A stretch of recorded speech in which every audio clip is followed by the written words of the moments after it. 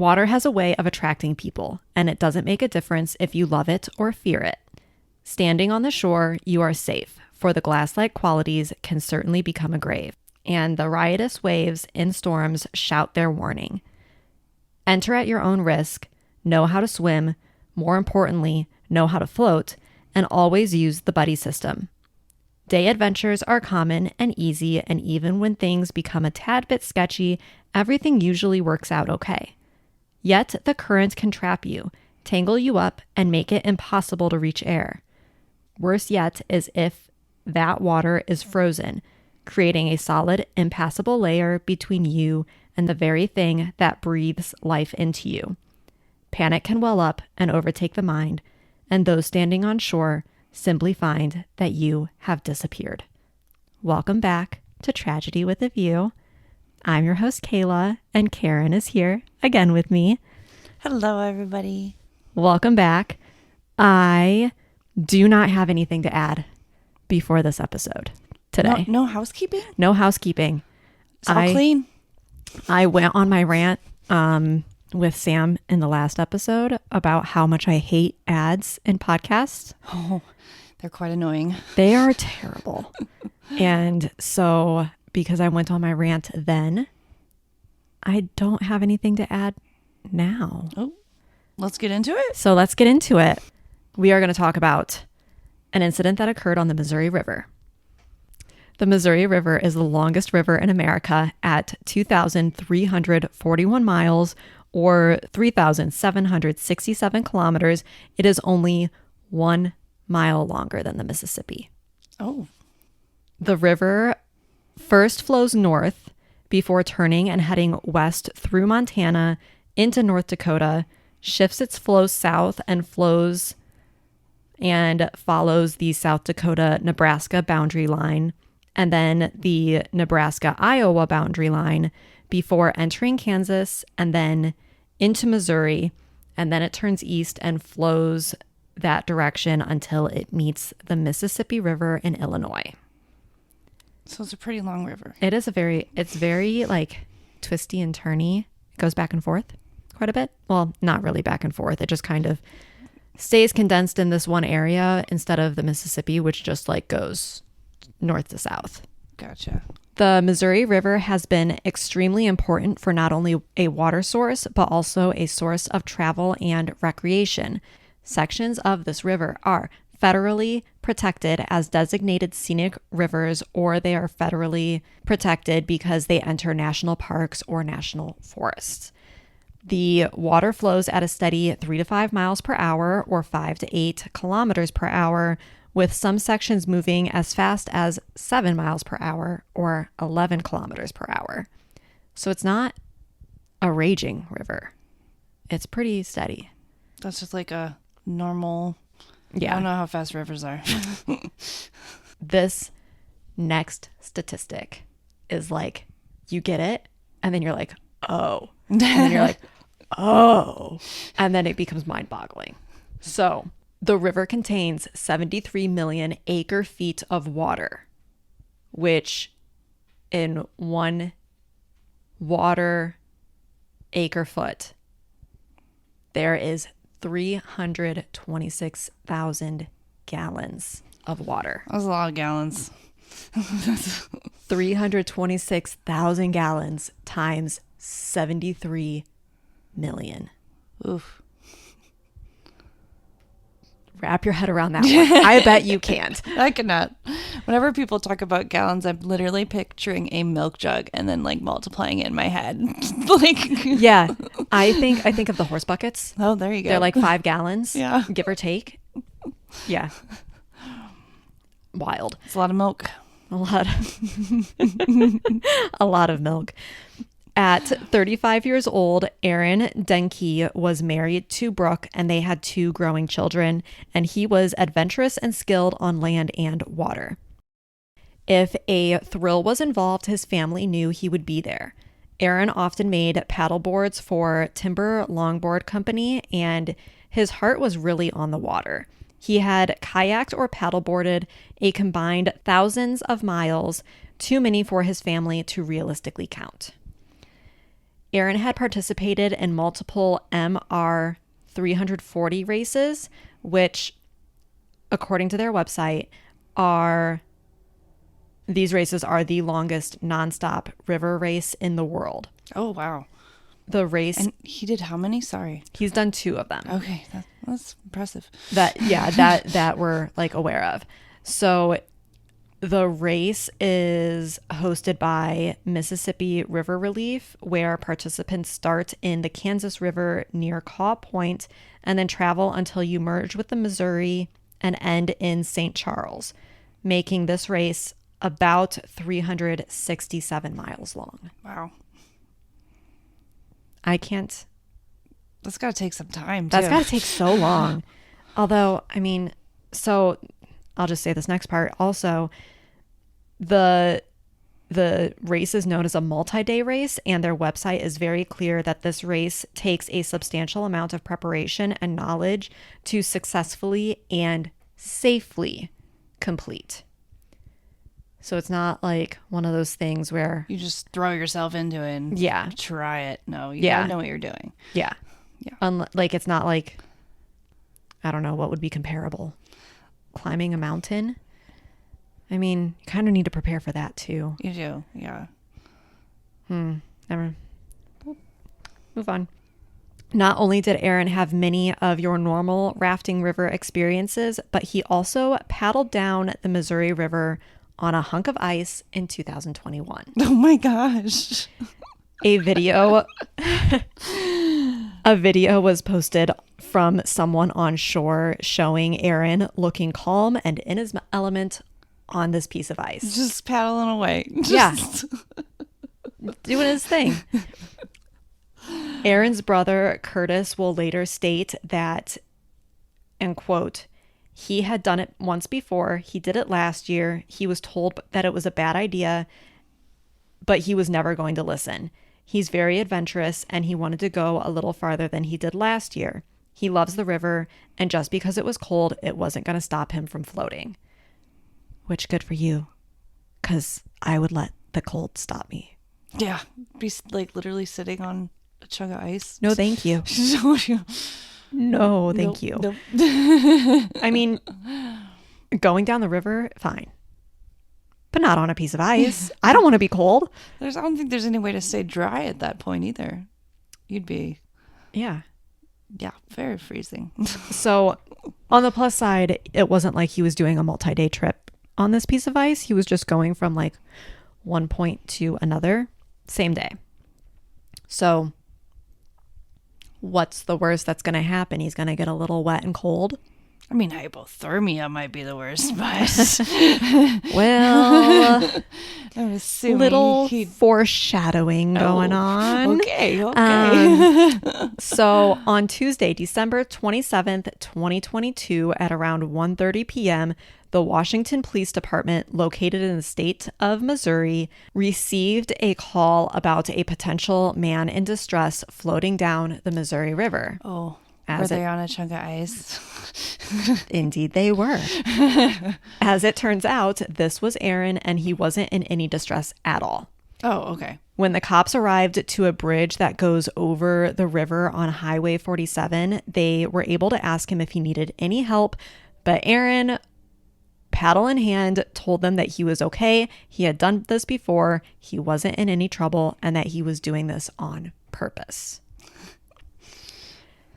Because ice surfing is not an illegal activity, the officers who responded let him carry on, and they noted that he was in dark clothing and they couldn't tell if he had on a life vest. Oh. Which I know there's a lot of people on the water who don't wear life vests. But you are supposed to. In a vessel. But is this a vessel? Is it a vessel? There's going to be some new laws after this. Well, we'll see. So this, unfortunately, would be the last time anyone has ever seen him. Oh, my. He was supposed to meet his family around 3:30 p.m. at Hinkley Bend, but was running behind. He spoke with his mom on the phone at 3:45, but then he never arrived. because he didn't tell anyone his plans until he was on the water on this chunk of ice. It can only be guessed that he entered the water nearly 13 miles upstream in Dundee, Missouri. And if you were in a car to drive from Dundee to Hinkley Point, it would take you 17 minutes. Oh, okay. So it's not very far by road. Yeah. But as we know, because I don't remember how far we tried to kayak that one day. We tried to go like 15 miles. Yeah. That was not. And we made it like two. Yeah. And we were like, many hours. Okay, it's been 6 hours. We need to call someone to pick us up. Yeah.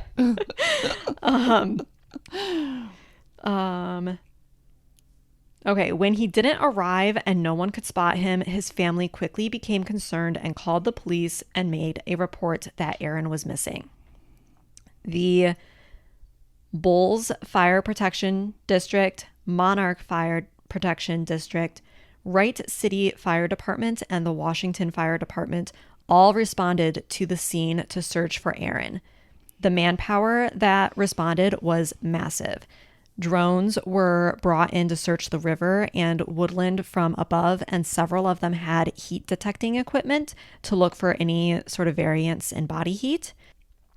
Inside the town of Washington, the river splits. So while different crews drove the roads that ran along the river, some split off and went down to St. Charles County to search near Klondike Park, which was roughly 12 miles from where it split off in Washington. And then a second split, also in Washington, had a team follow this for about 20 miles down the river to St. Albans and Labadie in Franklin County. So he could have been miles separate from everywhere that they're looking. Yes. Oh. Yes. Additionally, a helicopter was used to search from where the Missouri River flows between Highway 47 in Washington, which was the last place that he was visibly seen in person. At that bridge. Was at that bridge. So they searched from that bridge to State Highway 364 near St. Peters, Missouri, which is a stretch that runs nearly 40 miles. Oh, that's a... So they searched a lot, and that they're not even done. So despite the use of multiple heat detection devices, they found nothing.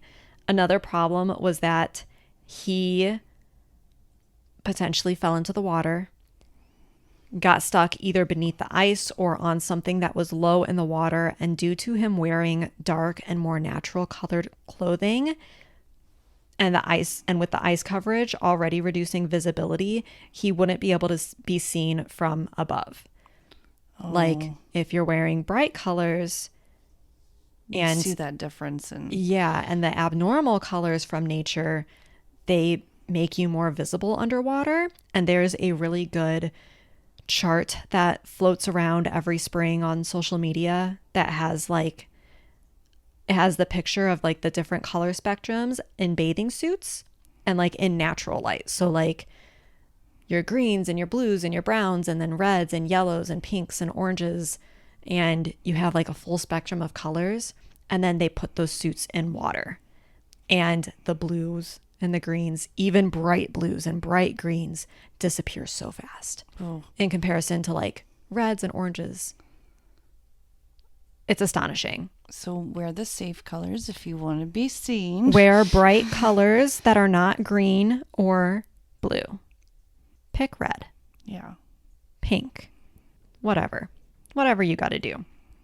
So around midnight on December 27th, so this is still the very first day, crews were called off due to there being no signs of Aaron being in the water or on the banks or finding any of his belongings.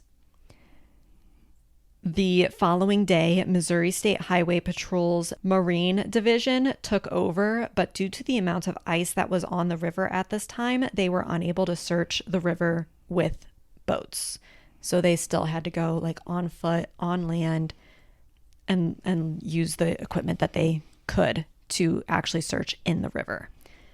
So they couldn't get in with boats, but he was on ice?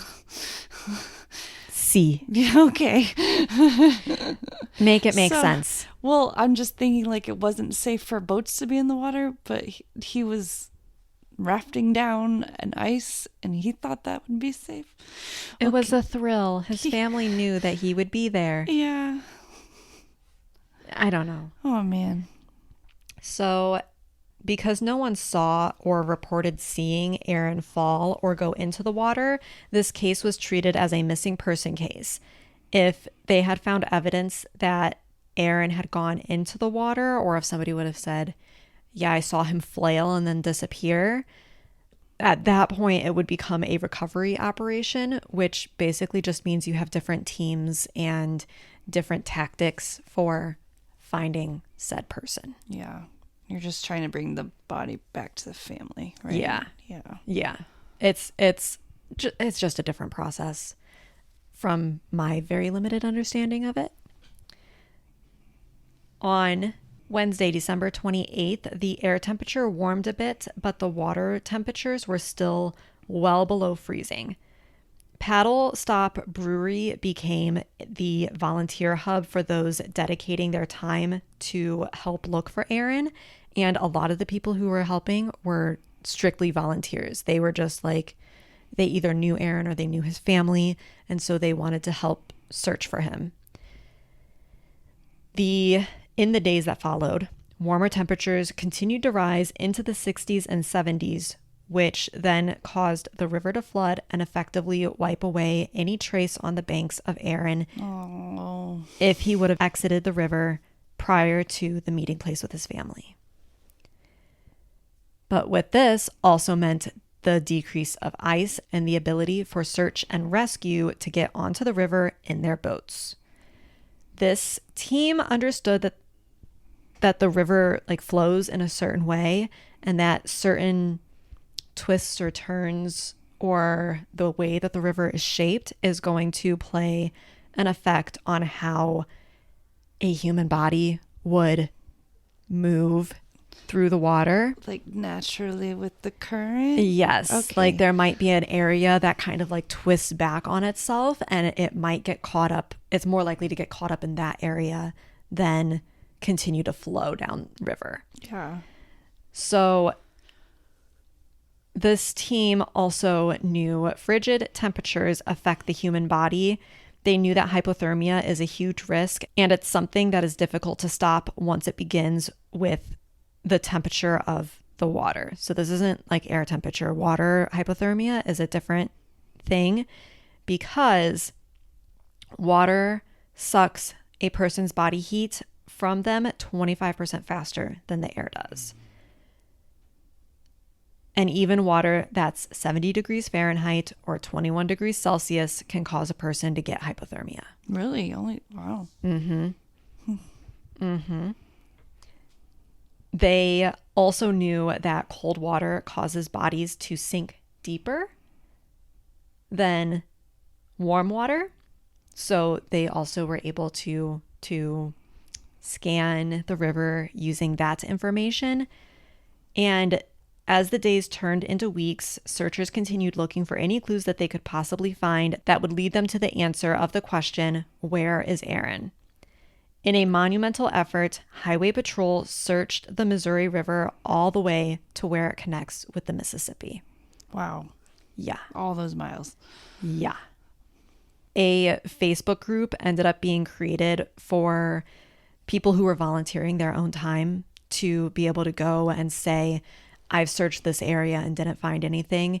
And they ended up creating a Google Maps document where people were able to pin where they themselves had searched. And it's the whole area. Thing. Oh. So this is not for lack of trying. Not for a lack of trying. Yeah. Absolutely not. Aaron was greatly cared about and likely still is. This isn't that old of a story. While Aaron has not been located, he is not the first or the last person to go ice surfing. And instructors often note that mistakes happen when, let me back up and specify, kayaking and paddleboarding instructors, not ice surfing instructors. There's nobody that's teaching other people No, ice. I don't think anybody in the profession is like, yeah, we support this. Yeah. So they say that mistakes happen when paddlers begin to feel overconfident about what they can or cannot handle. Notably, though, there is no one out there teaching others how to use a hunk of ice as their kayaks. Generally, everyone knows that this practice is extremely unsafe and not to mention foolish. Ice surfing is increasingly dangerous as, unlike when you're in a boat or a kayak, you are on top of a very slick surface. Yeah. Ice also makes navigating through the current more difficult, and you're more likely to slide or flip off of a chunk of ice. And most importantly, if you do fall in, you have less options for being able to get out of the water and come up for air. So there's nothing to hold on to. Yeah, Right? To grab back. Yeah. And the ice congregates along the sides of the river or the creek or the lake or wherever you're going into. So to get to dry land, it's almost nearly impossible at that point. You like, how many people need to be rescued with a rope? Yeah. How many people go have somebody throw them a rope to get them out of freezing water?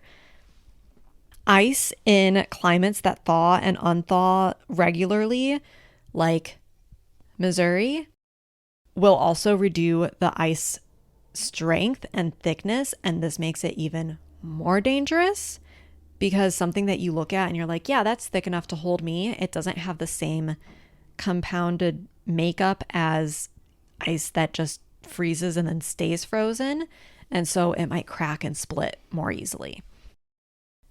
Most who find themselves floating on a slab of ice find themselves there on accident. Ice fishers in particular have this experience relatively often. Ice fishers are also the most experienced with what rescue looks like and also equipment recovery looks like. Depending on where you are, the cost of a rescue can potentially be free. There are places that have a free rescue operation if you truly need rescued. That is. Like super emergency. Yeah. Yeah, absolutely an accident. Yeah. However, it can also be thousands of dollars.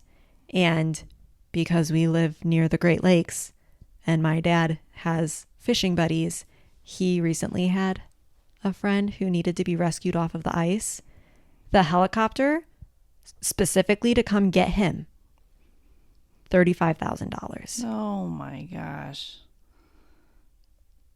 That's a lot of money. I'd say that's a house, but I'm not sure what kind of house you're buying with that anymore. Well, I mean, you can still get a house. You could still get a house for $35,000. Whether you can live it in or not is up to you. But so that was just for him.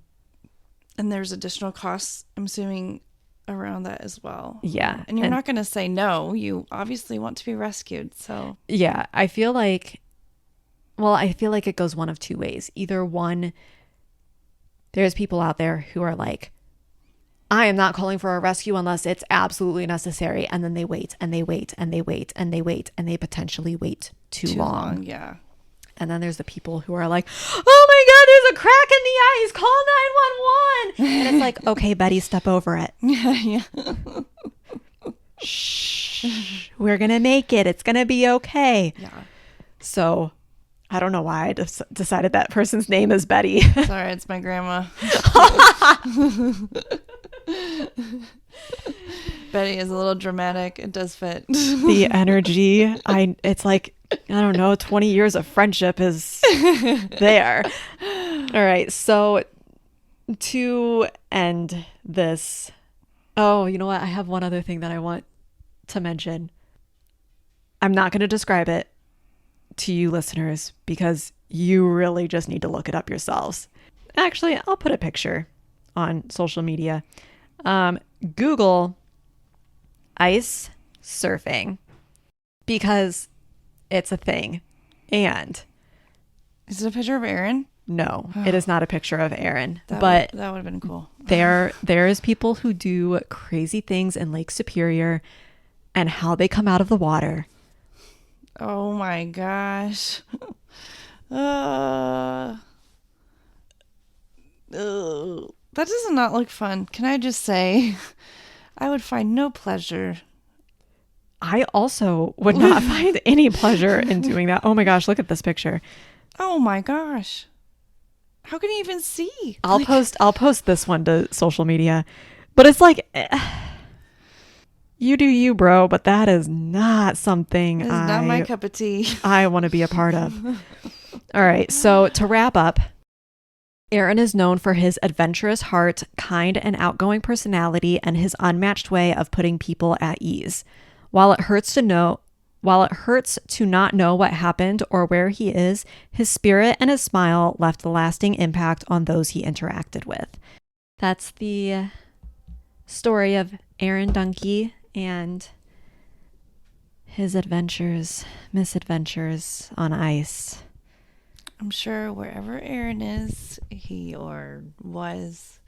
enjoyed every last second of it, knowing his adventurous side. What if he planned this? Oh, this was like... Plot twist. What if he wanted to get away to his family? I'm sorry if you're listening. I don't actually mean this. But like, what a way to escape if that's what you were trying to accomplish. Like the whole conspiracy of Tupac on an island or whatever that conspiracy is. Like that artist that was like 15 years ago. And they think he's still alive on an island somewhere. He like got away from everything. Tupac? Yeah. Clearly. I pay attention to everything that's going on in the world. Well, everybody else knows what I'm talking about. Yeah. Yeah. But that could have been, he set it up perfectly. He could have, he didn't tell them right away where he's going. He told them afterwards. It was ice, no trail left behind. It melted. That could be a comforting thought to think that whatever reason why he wanted to get away, he is enjoying life somewhere after his great escape and his last adventure. And if he's not enjoying life, I'm sure he's enjoying the afterlife. Karen, thank you for doing this with me again. And we'll have more, I am sure. And everyone else, thank you for listening. March, we have a fun episode coming in March. Okay. Suspenseful. It's a fun one. And I'm doing it with one of my best friends, Sam. Not Sam you've heard from, Sam, but a different Sam. And she's hilarious. And I'm not sure how we always do it, but our conversations end up just being fits of laughter. So we're going to be talking about something that's it's entertaining and it's going to be fun. And I'm pretty sure that's going to be the next episode in 2 weeks. Oh, so that's awesome. Thank you. And we'll see you then. Bye. Thank you for listening. Please take a moment to rate and subscribe from wherever you listen to Tragedy with a View. To get access to ad-free episodes, bonus content, and more, please join us on our Patreon. The link will be in the show notes. Don't forget to follow us on Instagram and Facebook. And to share a story of your own, send us a campfire confessional email at tragedywithAview@gmail.com. We'll see you next time.